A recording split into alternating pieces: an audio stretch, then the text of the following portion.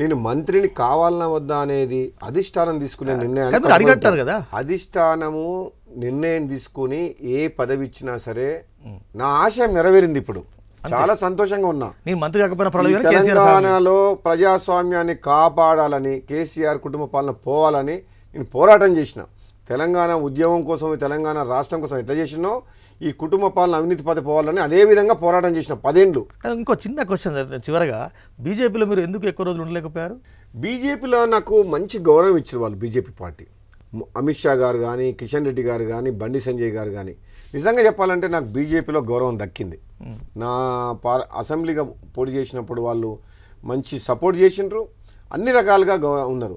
ఒకే ఒక్క విషయంలో నాకు ఎక్కడ తేడా వచ్చిందంటే, ఒకటేమో ఆ కవితని ఆ రోజు వాళ్ళు ఇంటరాగేట్ చేసి ఈడీ అరెస్ట్ చేస్తుందని చెప్పి తెలంగాణ ప్రజలందరూ కూడా ఎదురు చూసిండ్రు. కవితని అప్పుడు అరెస్ట్ చేయకపోవడం వల్ల తెలంగాణ ప్రజల్లో బీజేపీ బీఆర్ఎస్ అండర్స్టాండింగ్ వచ్చింది. ఈ రెండు ఒకటే అని ప్రజల్లోకి గట్టిగా వెళ్ళిపోయింది. ఇప్పుడు నెంబర్ 1. నెంబర్ 2, ఈ బండి సంజయ్ని ఈ ఎలక్షన్స్ ముందు సడన్గా ప్రెసిడెంట్గా మారడం వల్ల అది కొద్దిగా నిరుత్సాహానికి గురి చేస్తుంది. అప్పుడున్న పరిస్థితుల్లో వీళ్ళు అండర్స్టాండింగ్ ఉన్నారేమో బీజేపీ బీఆర్ఎస్ అనేది ప్రజల్లో పోయిన తర్వాత అప్పుడే కాంగ్రెస్ పార్టీ గాలి కర్ణాటకలో గెలిచిన తర్వాత ఇంకా తెలంగాణ ప్రజలందరూ కూడా కాంగ్రెస్ వైపు ఉండి, గతంలో నేను కాంగ్రెస్ పార్టీ మనిషిని కాబట్టి రమ్మని అందరూ అంటే ఇంకా ఇప్పుడు మనము కేసీఆర్ని ఓడించాలంటే సరైన వేదిక కాంగ్రెస్ పార్టీనే కదా వచ్చింది తప్ప. కానీ నాకు బీజేపీ పార్టీతోటి, బీజేపీ నాయకులతోటి ఎక్కడ కూడా నాకు ఎటువంటి ప్రాబ్లం లేదు. కవితను అరెస్ట్ చేశారు, ఈడీ కాకుండా సిబిఐ కాకుండా ఈడీ రకరకాల కేసులు. అదేదో ముందే చేసుంటే, నా ఎలక్షన్స్ అయిపోయిన తర్వాతనో ఎలక్షన్స్ కంటే ముందే చేసుంటే బీజేపీ పార్టీ నేను బీజేపీలో ఉండేవాడిని. పార్టీ మారకపోదును.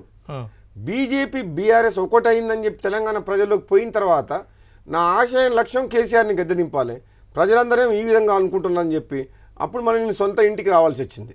అంతే తప్పితే నేను బీజేపీ మీద నాకు ఎటువంటి ఈ రోజు వరకు కూడా కేంద్రంలో మళ్ళీ ఒక మోడీ వస్తే, మళ్ళీ బీజేపీ వస్తే ఎలాగో మీకు ఈ కోరిక నెరవేరింది కాబట్టి మళ్ళీ బీజేపీ పిలిస్తే నా సొంత పార్టీ కాంగ్రెస్ పార్టీనే కదా. నేను అప్పుడు పార్టీ మారింది, బీజేపీలోకి పోయింది.